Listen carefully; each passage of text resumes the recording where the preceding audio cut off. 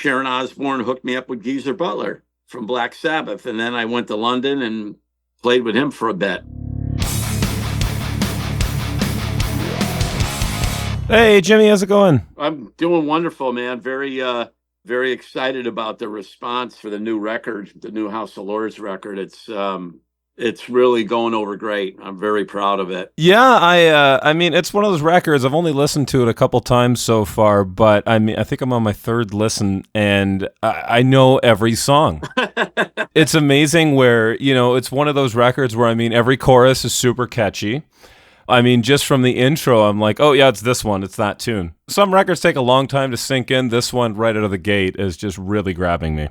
It's, when we submitted the songs to Frontiers, we always have we've been with Frontiers since, I joined the band in 2005, and then I think our first release was in 2006. But, this is the 10th album we've done with them, and they've always been really pleased with every record that we've turned in. But this one, they're really flippant about. They think it's the best one that we've ever given them. So I'm very happy about that. And I like all the songs on it as well. I've written a lot of songs for House of Lords, and I don't write lyrics or melodies. I just write the music parts of the songs. On this record, for example, the title track, Full Tilt Overdrive, that happened to be a song that I submitted to James a few albums back, because I always write extra songs. So every album I write, let's just say there's going to be 11 or 12 songs on a record. I usually will at least do 15, 16 tracks. So there's extra, and maybe even more. If I'm in a writing mode, I just keep going and going. That's the way it is. It just goes to show you that something that I use, and every album, and it's been a few albums since I wrote that track, I always said to James, I said, go back and listen to this particular thing. Go back and listen to it. And finally, on this record, one of the outside writers that he works with for lyrics and melodies and stuff, just really gravitated towards it and really found something. And I was thrilled. And between James and that person, they really put the hammer down to it. I was, very happy. It's funny. I know you're a big Deep Purple fan, and that was the first thing that jumped out to me. I'm like, Jimmy wrote his Deep Purple song on this album. Yeah, that's what that song is. Yeah, that's exactly what it is. It's kind of like my Highway Star. And what's even more coincidental is the solo that I did in that song has a lot of Ritchie Blackmore type vibes going through it, because I was, obviously heavily influenced by Ritchie Blackmore. So I made sure I used, took a couple things. There's someone caught it right away too. One little thing where I'm bouncing off of the B string, doing just a bit, and that's Burn. That's a solo thing that Ritchie does in Burn. So that's sort of like my dedication to it. And, I'm very pleased with it. It's so funny. I posted that solo because we do have a video coming out for that song very soon. So when I film my parts, the guy did a close-up of my hands just playing that solo section. And I posted it, and people flipped out about it. They were just going, oh my God, it's the best thing I've ever seen you do. The solo has a lot of elements in it, like there's fast parts, and I've always been known as a fast player, fast picker. But in that solo, there's some nice melodies. I slow it. I go into a very bluesy little thing in the middle of it, and then back to this, and then an arpeggiated section, something maybe like Yngwie would do or something. So it has a lot of different things in it. So I think that's why people are impressed with it. Yeah, I was going to say that's one of, the full album's full of a lot of great guitar playing, obviously, but that Full Tilt and State of Emergency are my two favorite solos on the record. Yeah, State of Emergency is really good. The other one I love, which was the first track that they released, was Crowded Room. That solo section, I actually worked out. It's one of these things where I wanted to do some stops, like sort of a climb up, and the music stops, and I do a little thing, and then it comes in, boom, boom, hits, not stop, Yeah. So I do that section. Then it leads into this. When I get into the solo after this big burst of notes going down the neck, I go into this very melodic, da, da, da, da, da, something like that. And it just really brings in that solo going into something melodic. I've learned a lot, throughout my years of playing, because I, used to be nonstop, just going all the time. But I found as long as I could maintain my picking ability and keep it to where I'm very pleased and I don't get sloppy, because that's one thing I'm very particular about. It has to be clean picking. If I'm doing fast alternate picking, which is what I do, I don't mind. I like to add melody and slow things down and bring in a lot, because it just makes the solo that much better. Yeah, I mean, I look at, some of my all-time favorite guitar solos. I mean, as much as I love, the fast Yngwie, I mean, Jimmy Bell, whatever you want to say, that insanely shreddy stuff, the really fast stuff, I love that. But my all-time favorite solos would be like, I Remember You from Skid Row, or Yep. Bon Jovi, Bed of Roses. I mean, the ones you can almost sing. The solo itself is like a melodic part of the song. It makes a huge difference. And I'll tell you, here's an example of what you just said.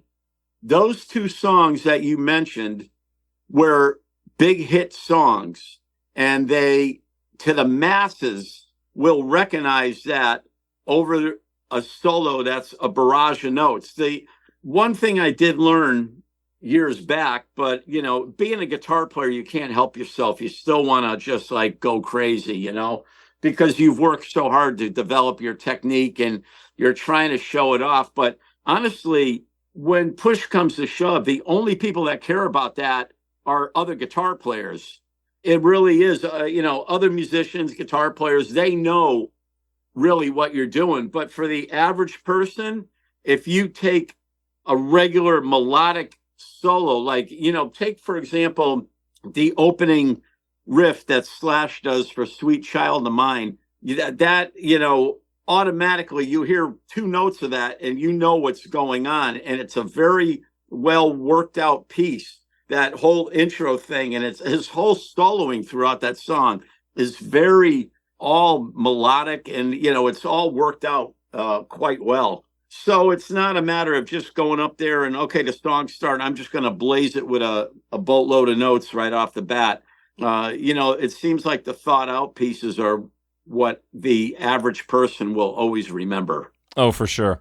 And flashy playing definitely has its place too, especially to allow a solo to build to something crazy, right? I mean, there's so many great solos that maybe start slow, or maybe you have a couple runs, right, move back and forth, and it creates a certain tension that's so important. I mean, you look at Queen, so much of their music does that's part of why Queen is the band that they are. Yeah, is they know how to build and release, and that's what makes for such a brilliant listening experience with them. Yeah, exactly. Nuno Betancourt's a guy that really knows how to make a solo. He's such a brilliant guitar player. And I've done shows with Nuno in the early days while Extreme was breaking. Joint Forces, the band I was with in the 80s, the one that's in the movie with Michael J. Fox and stuff. We would do shows, like we'd go up to Boston and open for them, and then they'd come down here, they would open for us. And Nuno's always had this amazing flair of just knowing what to do on that guitar, and knows how to build a solo. He's just brilliant, really, really is. So he's a great example of someone that really knows how to do it. And it's not like the fastest thing in the world either. It's just what he does. He's got this very percussive thing that he does. And yeah, I dig it. I dig it a lot. So tell me a little bit about that. Who else did you guys tour with, join forces back in those days? Oh, well, we did it. We played with everybody. We were more of a local band. We were a big local band, though, because we were the only band that came out and did all original music. And when we came out to do that, we took a big chance because we didn't think that we weren't sure how it was going to go over. This was, quite early on. I know the club owners were a bit reluctant to take us on because, most of the bands were doing all covers. Some of them did originals, but kept the covers. And we didn't want to do that. We wanted to make it like a rock show. We played a 90-minute set and always had 2 opening acts. And it went over incredible. So whenever acts came into like where the Agora Ballroom was, that was a big, huge room around here. Well, we would always, open for them, countless. I can't remember all the bands, but it was great. I remember one of them we had a great experience with was with Blackfoot. They were the original lineup too. I think we played 2 different times with them. They were a great band. Man, those guys rocked back then with Ricky Medlock and everything, And we did some of the other big shows. I think we opened for Armored Saint and geez, I can't remember, but there was a mountain of them. You're talking the 80s here, so that was a wild part in my life. Yeah. You're lucky you got this, that I remember so much. I mean, I had a lot going on in the 80s too. That was when we got picked up pretty early on by Joan Jett's management.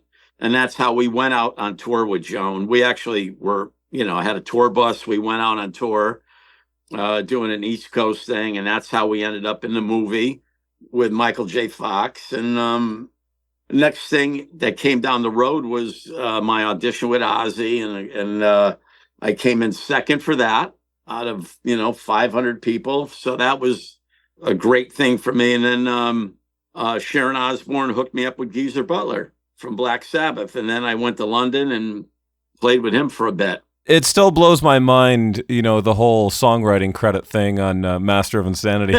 Yeah. Well, that's one of those things, I was just wasn't prepared for things like that back then. I didn't know much, I just wrote all the music and I didn't expect them to, first off, I never expected the song to wind up on a Black Sabbath record, number one. I thought when the project ended up not working out, that the song would have just died. But, Ronnie Dio heard it, Geezer played it. They all loved it. Now, I totally understand the whole thing about Tony not wanting a song from another guitar player on a record, so they had to say Geezer wrote it. I get it. So I was happy to get the song on there. I was a little sad when I was promised to get paid for the song at the end of the tour, and I never got anything. But I wasn't expecting anything. I already had it in my mind that I wasn't going to get anything for this, so just be prepared. I mean, if they ended up giving me a check, then that would have been great. But I wasn't counting on it. And I didn't make any calls about it. Hey, what about my money? Yeah. I didn't do anything like that. Because, I didn't want to rock the boat with that camp. I mean, you never know. Things turn around. And I don't even know, as I probably said in the last interview we did, I'm very honest. I'm in a lot of books about Black Sabbath, about that song that I wrote it. And, I wouldn't just say that if I didn't do it. That's pretty far-fetched. You'd have to be kind of a, out of your mind to say, I wrote a Black Sabbath song, it's got to be truthful, you can't just say something like that. But the fact that Ronnie Dio mentions it in a book that I wrote it, and then finally it's in Geezer's book that he released last year. So that I was very happy to see. As a matter of fact, he mentions it in 2 different parts of the book. So I was, pleased that finally got out there by him, especially. Does he in that book talk about your time with this project in the late 80s? No, it's more definitely all about Black Sabbath, but they talk about the different times that Black Sabbath got back together.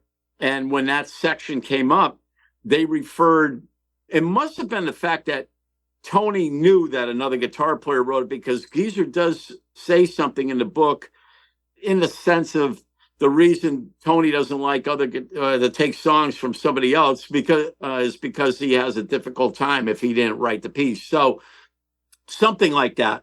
And I guess he's referring to the intro, because the intro to the song, I had Geezer play it on bass, but that's also when the whole band comes in, we're all doing it. But when we recorded, I said to Terry, I said, just, it would be really cool if you play that on the bass as the opening thing before the band kicks in.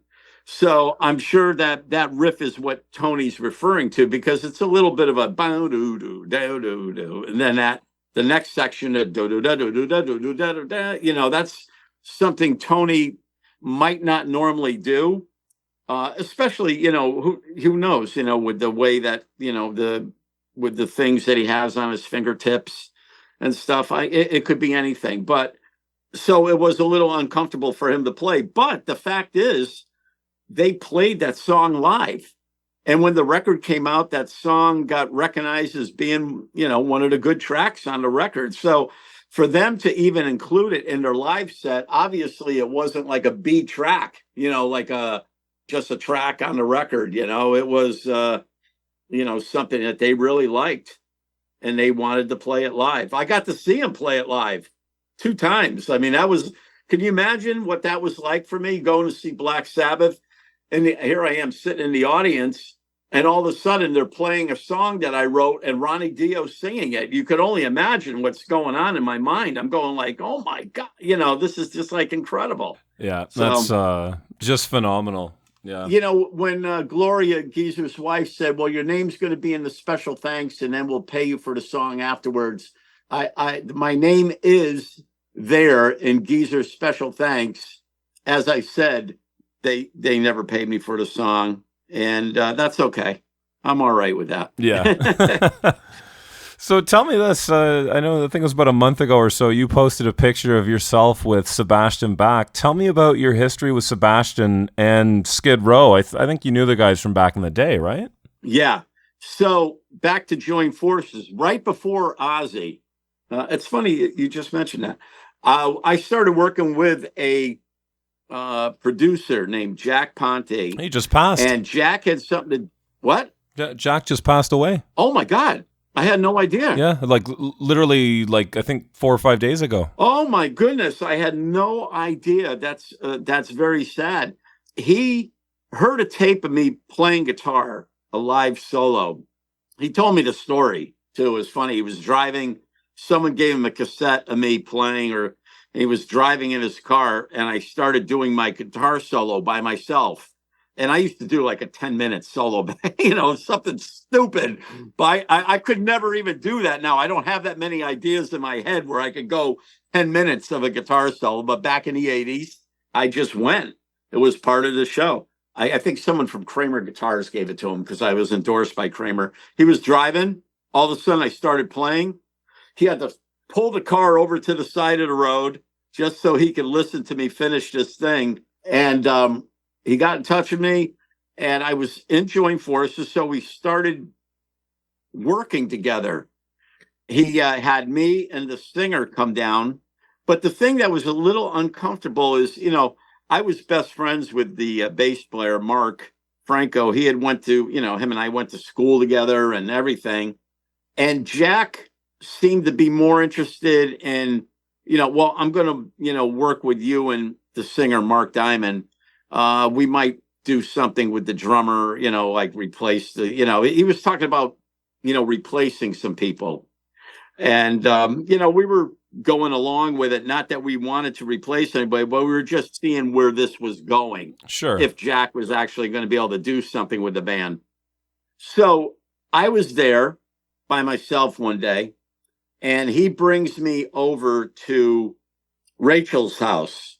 And that's where Skid Row practiced. And this was right before Sebastian joined.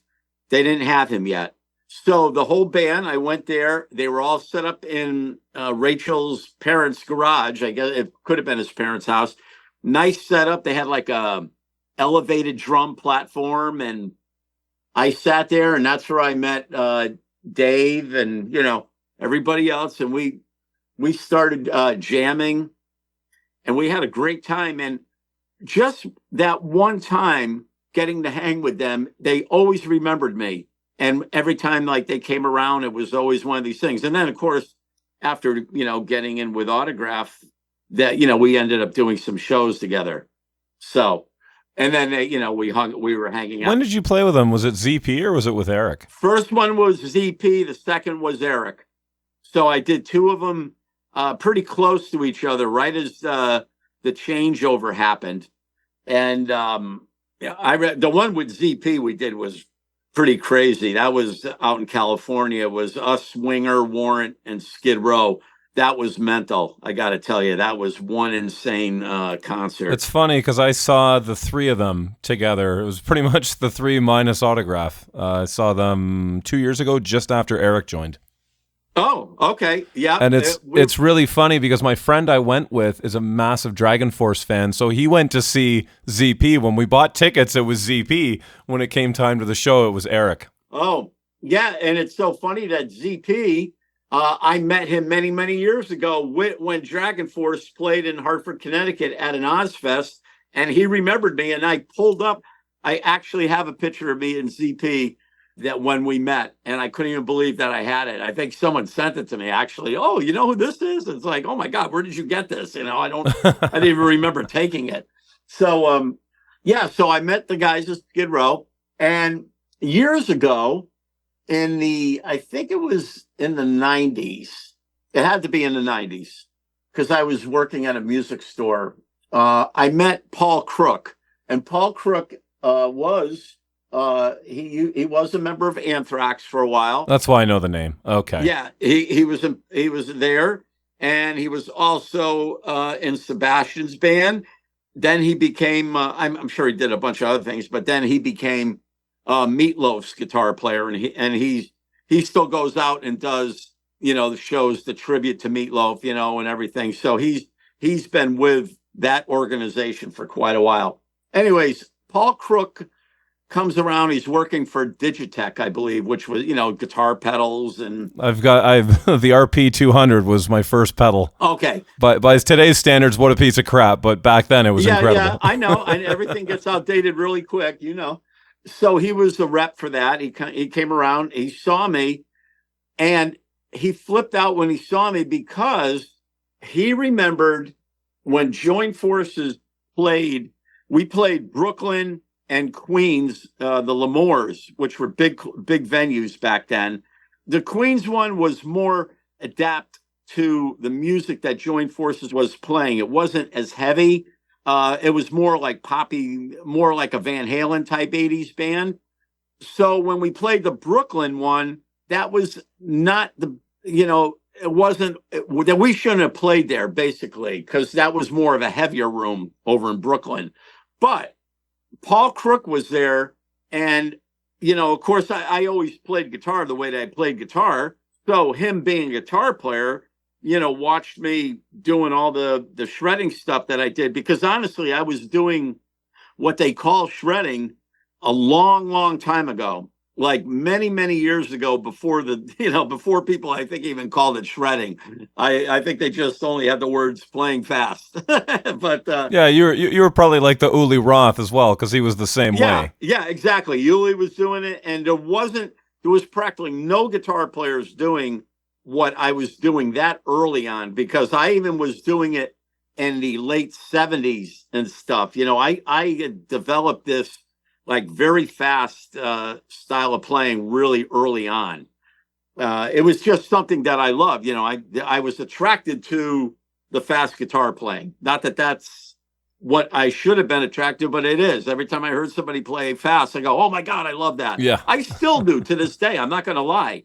When I hear somebody doing something on guitar that's, mind-blowing fast and stuff, I go, oh my God, that's incredible.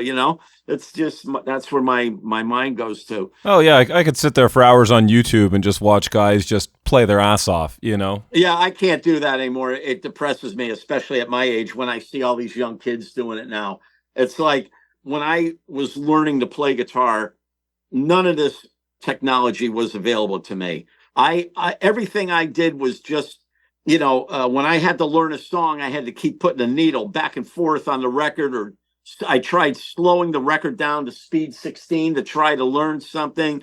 And then when I finally got a cassette machine, that made my life a little easier because I could put the cassette machine up to the speaker of my record player, record something, and then bring the tape back and forth, instead of dropping a needle and trying to find the same spot for the solo. Yeah. But that's how I had to learn. Everything was done by ear and a lot of practicing. Not the thing that's just so, I don't mean to sound like this. It's just aggravating because I wish I had it. Yeah. I wish this stuff was offered to me back when I was learning, because it makes things so much easier. You want to learn something, there's a million guitar players on YouTube that you could just type in Van Halen's Eruption, and then you'll see 50,000 people playing Van Halen's Eruption, and you could go through the ones that aren't good and weed them out, and then you find ones that, okay, this is close. Oh, okay, So that's what I'm saying. I just wish I had all these wonderful opportunities, but nothing. But anyways, getting back to Sebastian. So Paul Crook remembers me, and he comes up to me. He says, Jimmy, he says, I got to tell you, I've met a lot of guitar players. I've never met many people that play like you, but the one thing I remembered was you took the time after your show to sit and talk with me, and nobody's ever done that before. And I never forgot that, and I never forgot you. And that's when he went on to tell me one of the guitar players was leaving, the other guitar player. I want to say the guy's name was AJ Petrelli or something like that. I can't remember who he was. But I said, oh my God, I would love to play with Sebastian. He goes, what? Really? You'd be interested? And I said, absolutely. So I learned, he gave me all the set lists and what I'm supposed to play and what he would play. We had it all worked out. So I did a lot of practice. Yeah, if you're doing rhythm on a song, or what part of a harmony you do. Do a lead, if I was going to do a harmony solo, what part, it was all worked out. So Sebastian was out on Broadway doing Jekyll and Hyde. So he says, when he comes back, we'll get this thing going. So, I stayed in contact with Paul, this and that. When Sebastian gets done with the Broadway thing, he ended up getting rid of the whole band and just hiring on a whole bunch of new guys from down in Tennessee. And it was like, oh my God, after that, I was just like, so crushed, because I really wanted to work with him, regardless of the fact of how difficult I heard he might have been to work with. Because, a lot of people like to say a lot of things. So who knows? A lot of people, he could have had whoever was saying that could have just had a bad experience with him. And then they go around and say, oh, the guy's this, the guy's that. But I really wanted to work with him. So I had never had an opportunity to actually talk to Sebastian after all these years. I've never done, I've gone to see him. Well, I will tell you this one story, and I reminded him of it the other night. My buddy, Richie Scarlett. Oh, you're friends with Richie. It's so funny. I literally just had trouble walking on about an hour ago. Oh, okay. Yeah, he's Richie and I have been friends for years, since the early Joint Forces days. So he was playing guitar, and he brought me on the tour bus. They were playing a venue here in Hartford. So I'm sitting there on the tour bus, and Sebastian's in the back warming up, doing all his vocal exercises. Next thing I know, the door opens, and he comes charging at me, running out, charging. And then he stopped, and he goes, oh my God, dude. He says, I thought you were Snake. He says, I was just going to, he was going to get into a brawl with me or something. I mean, that's at the time, that's what he said, but he thought, he didn't want him on the bus. They were really battling back then. So regardless, I saw Sebastian the other night. I'm really good friends with Steve Brown, the drummer from Tesla. He's also in End Machine. You know, he's Mick Brown's brother. Yeah. Incredible drummer, the funniest guy in the world. But we're like best friends. And so every time he comes around, and I go back, and I got to meet all the guys at Tesla a couple of times. Very wonderful, wonderful people. And so Sebastian opened for them, but I wasn't. I thought Sebastian had left. I'm up in the dressing. Next thing I know, Sebastian comes out. So I said, you know what? He was just walking around aimlessly, up in a whole big area there. So I said, I'm going to go up and say something. So I went up, and he was in a good mood. He's drinking a glass of wine. I said, hey, Sebastian, my name is Jimmy Bell. And he goes, why do I know you? And then he remembered my name. I have a very easy name to remember because it's so short, Jimmy Bell, and so Yeah. he remembered my name right away. He says, why do I know you? And then I told him the whole story of about us almost playing together. And then I brought up the story about the tour bus. He didn't remember that. He said, geez, he says, no, I didn't do that. I said, yeah, you did. but anyways, it was wonderful.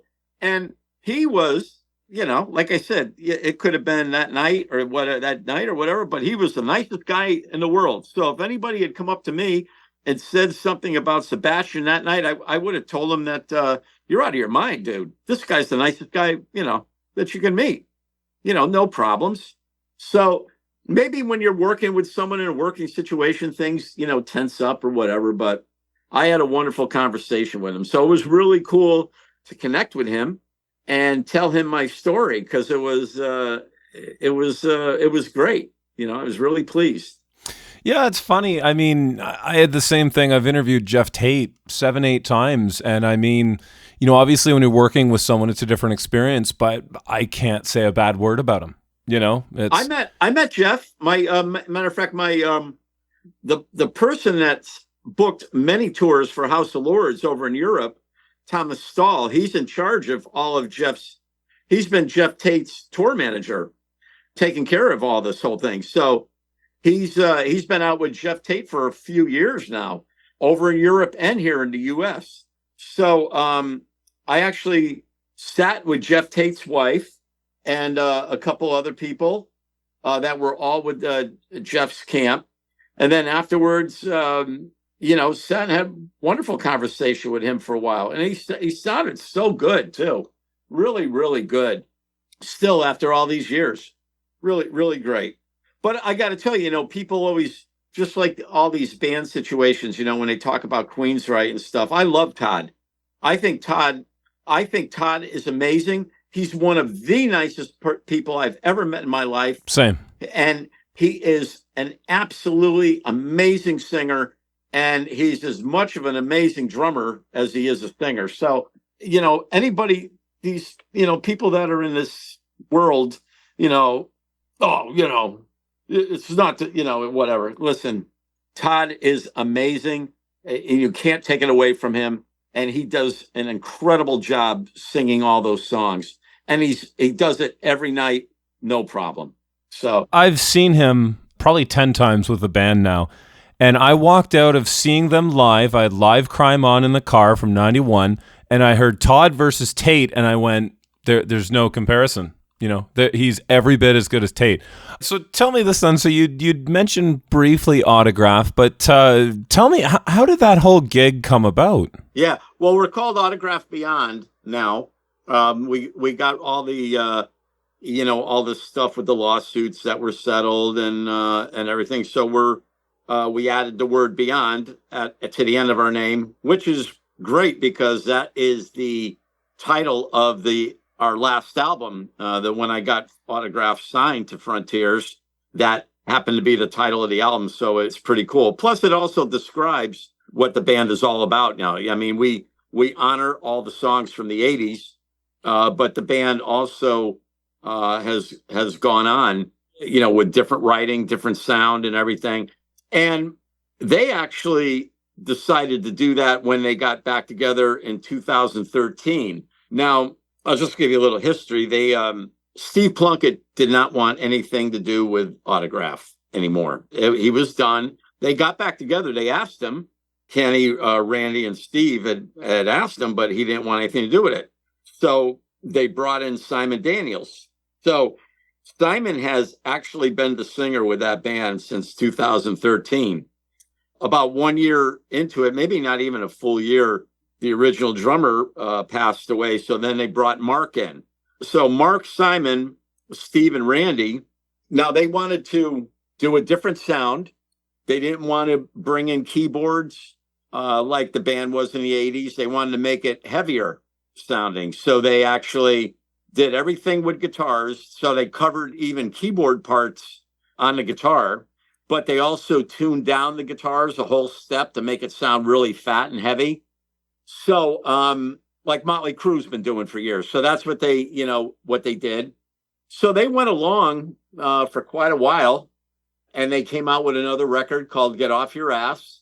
And at some point, Steve, I saw some kind of conflict in the band because we did a show together in 2015 or 16, something like that, where a project I was with, Maxx Eplosion, which was BJ and Chris. They used to be in House of Lords with me, but they're the rhythm section for Dokken now. Yeah, it was pretty much House of Lords minus James. Yeah, it was. Yeah, exactly. It was House of Lords without James. So we Autograph was coming to some venue in kind of up in Mass, and we ended up opening for him. Now I had met the original Autograph many years ago at NAMM. We played with him when I was endorsed by Kramer Guitars. So that's where I met all the original guys from back that. Would that have been NAMM Chicago? It was NAMM Chicago. Yeah, I've only been to LA in about the last 10 years. I haven't been to the old one, but I've heard and read a lot of stories about it back in the day. Yeah, so the one in Chicago, which they don't do anymore, that was done at a big theater, and that one had a lot of people at it. That's where let's see, Eddie, Neil Sean, Rudy, Eric Carr. I mean, everybody that you can imagine was down in that dressing room afterwards. So that's where I met Steve Lynch and Plunkett and all the other guys from the band. So later on, when we did that show, I reconnected with Steve and kind of reacquainted myself, and then I met Randy again, and that's when I was introduced to Simon and Mark. So every time that they came around, like if they played at Mohegan Sun Casino or something, I would go see them. And, I got to the point where we would, go and have dinner with them and, that type of thing, a more friendly basis thing. So Steve, I saw something in June, I think it was in 2019. Something got on Facebook and there was some sort of controversy. I don't know exactly what it was. It was something and I could see that there was something rocky going on in the camp, but I didn't do anything. I didn't act on it or anything like that because I just said, oh, this is going to pass. And it did, but it only passed for 2 months. In the middle of July, I saw on Facebook, Steve resigned from the band. He did this big thing, he wanted to do a project with his ex-fiance. Well, she's an ex-fiance, but at the time, his fiance, they were going to do something called 222. And it was a different style of music. He wanted out. He didn't want to do Autograph anymore. He was tired of it. Totally understandable. He was looking to do a change. So those guys wanted to continue. So I ended up, I called Randy when I saw that he actually resigned. Now, since the whole lawsuit thing, he went back and changed his paper, his original thing, but we have the original one that because Sleaze Rock had shared the original one.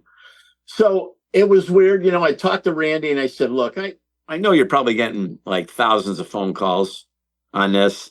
I said, but I wouldn't mind auditioning for the band. And Randy told me, he says, we've got a very small list going right now. I'm going to put your name on there because I used to do my little guitar videos on Facebook, and Randy would always click the like button and everything. So I saw that he was watching me. Well, he gave me 3 songs. One of them was obviously Turn Up the Radio, and I think the other one was Blondes and Black Cars, and I don't even remember what the other one was. maybe Dance All Night. Anyway, I learned those 3 songs very fast. And I got in touch with Randy. I said, I want more. Give me more. So they ended up shooting me some more. And then I learned those. I said, well, why don't you just give me your whole list? What do you just show me everything that you got. So they sent me their whole live list. And I started learning everything. I went and, thank God I had YouTube. I went to YouTube and was able to watch them do how they do the songs live now instead of me. And I did that instead of me going to the original tracks off the record, because those were tuned up to 440 and all that other stuff. I wanted to see how they do the songs now without the keyboards. So I actually learned a real lot by going to YouTube and looking up particular songs on how they did it. So by the time I went, my audition was at the end of August, but they actually, prior to that, they saw how hard I was working, and I was calling Simon up, going over backing vocals and everything. So they saw all that. They saw how enthusiastic I was about wanting to be in the band and doing something. So Randy called me one day. He says, look, we're just going to give you the next 3 shows and we'll see how it goes. It's going to be more than an audition. Let's just, you're going to play the next 3 shows and then we can make a decision at that point. Well, I met Randy in Atlanta. I flew from Hartford to Atlanta, and then we flew to California together because that's where I was auditioning, because that's where Simon and Mark live. So we set up in a room the same day that I landed, and we played one song. And then right after that, they knew I was their guitar player after one song. They, because it sounded like we had been playing together for years. And, I had all the vocal parts down. I had the guitar things. But like I said, I don't copy anything that Steve did, with the exception of Turn Up the Radio, because that's the one song they told me that I had to do the solo for. But I ended up doing a couple others, like Loud and Clear. I like that solo. So there was a couple others that I wanted to take some parts from and perform them. But yeah, so that was another reason I wanted to be in the band, is because I was going into a situation that I could still be myself on guitar and then just honor the solo, like Turn Up the Radio. But they gave me the freedom to do anything I wanted to do in that situation. And I was okay with that. I'd rather do that and be able to be myself, because honestly, Steve Lynch and I were 2 different guitar players. Steve had developed a lot of, two-handed tapping technique, multi-fingers and all that stuff. And that's how he soloed on almost every single song. Oh, and I know the solo for Turn Up the Radio, and it still drives me nuts to this day. So I feel you with that one. Yeah, well, that's actually, believe it or not, one of his easier things. There's other solos that he does that are, pretty nuts, with the two-handed stuff. When you start, Turn Up the Radio is basically, just 2 fingers bouncing back and forth, over that part. But it's wonderful. It's really cool. Yeah. But, so he was that style, and I was a picking style. I had a whole different thing. So I was questioning if the guys in the band would accept that I wasn't the same type of guitar player, because I had my own style. I'm known for my own style. I don't copy anybody, but they loved what I did. And they gave me that freedom. As long as I played that one solo, they didn't care what else I did. So I kind of liked, that was fun for me to not listen to what Steve did on some of the other songs and say, okay, let me listen. Let me think of what I would do here. Let me just take this in my own direction. And I really enjoyed it. I really have a good time doing that. Yeah, that's really nice too. Like you say, you're not going in there and emulating everything he's done. It's like, okay, and these things you need to, obviously, like I say, Turn Up the Radio, such an iconic solo. But it's really nice too to be able to be yourself in a band situation and not just, you might as well just put a MIDI file up to play the track back, Exactly. It is. It's like, it's one of those things where I've been playing so long obviously. I started guitar at 14. And when I tell you I started guitar, I don't mean I started tinkering around with it. Like I'm talking when I started playing guitar at 14, I was in nonstop in my room practicing, putting in hours and hours and hours, never going out on weekends, no friends, no anything.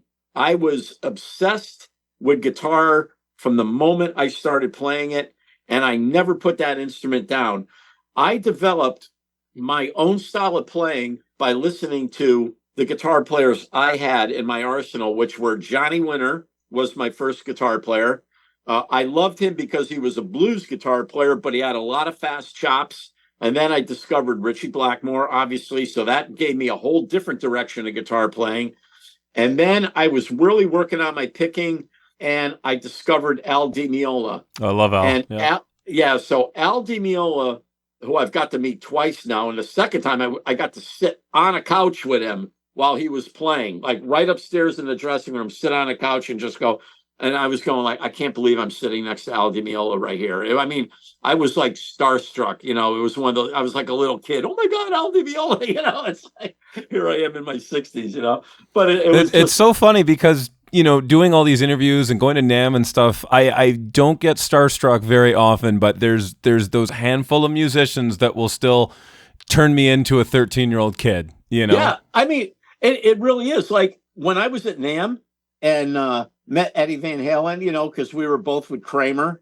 And, I have pictures of him and I that Kramer took when we were at the booth. And, I just chatting with him. And that was easier. That was more relaxed for me. I don't know if it's because it was a rock situation or whatever. Then when I actually met Al Di Meola, because I was like a little bit like, oh my God, this is, yeah, look at Eddie was an influence to me, definitely. I mean, but Eddie came along much later after I had already developed a lot of my style of playing. And in fact, I knew when I heard Eruption, I knew exactly what Eddie was doing because it was a trick that I saw Rick Derringer use many years ago. And he had a guitar player in a band named Danny Johnson. And I learned. Oh, Danny's phenomenal. I'm a big Derringer fan. So you know it, Danny. Yeah. Yeah. I watched Danny do this, go and tap with a note, and then he would cross hands and go, So I watched a lot of that. So I had already learned this two-handed tapping technique. So when I heard Eruption, I said, there is no way that this guitar player is playing that just with one hand. There's something. So I found the notes in my head and started tapping and doing the roll. Well, I will tell you, and this is the God's honest truth, I learned that end section of Eruption like within a week after the record came out. And when I was playing with the particular band I was playing with at the time, I ended up playing that solo, that end part of it, in a solo that they let me do. So I started doing a tapping thing, and people went ballistic. I mean, they went crazy because I don't know if anybody had heard that. They might not even have heard Eruption, and maybe they thought I was just doing something that, oh, wow, look at this kid. Wow, look at that, But it was just, it was a funny situation. But it just goes to show you, I mean, so meeting Johnny, if I had ever got to meet Johnny, obviously I have not met Ritchie, but I know, I've done songs with Ritchie's drummer, his current drummer for Rainbow and Blackmore's Nights, David Keith. Great guy. Oh, he's incredible. Yeah, I've met him at NAMM. Yeah, he's an incredible guy, and we're really good buddies. If Ritchie, I'd be very scared to meet. Al, I wasn't like scared. I was just more like, wow, this is Al Di Meola. But you hear a lot of stories about Ritchie, you just never know. So I'd be more frightened if he'd be in a good mood or a bad mood or something like that. That's what would intimidate me a bit, because I would hate to like meet Ritchie and then him be mean or something, because that would be, especially because he was such an influence to me, but anyways, as I was saying, sitting with Al was quite amazing. But so I had developed my style of playing already from those three, Johnny, Richie, and Al. And then along came Eddie later on. And then I added the two-handed stuff. And then, many guitar players came down the pike. I started really listening to UFO. I loved Michael Schenker. It was something about his style of playing. Even, I still love him. I think he's great. Oh, huge fan too. Yep. Yeah, he's just like amazing guitar player. And then, so many. And then I got into the country players. Once I started developing, listening to all these country guys play, I was just like, oh my God, this is what I really, I really love this. So I dove into that for a while. There was a period in the 90s after the band situations had stopped. There was a period I had to go back to playing in cover bands. So I kind of thought my career was over, going back to playing with a cover band, because I had never played in a cover band. I was always in an original band, even in the early Joint Forces days. I started to really get into country guitar playing. I wanted to, I got a telly and started to go that whole route a little bit more. I was still shredding on it, but I was really diving into a lot of the, the finger style, the banjo rolls, the double stops, all that. And it wasn't until 1999 or something like that, where I think, it was 1999, I got an opportunity to join this heavy metal band out of Germany called Thunderhead.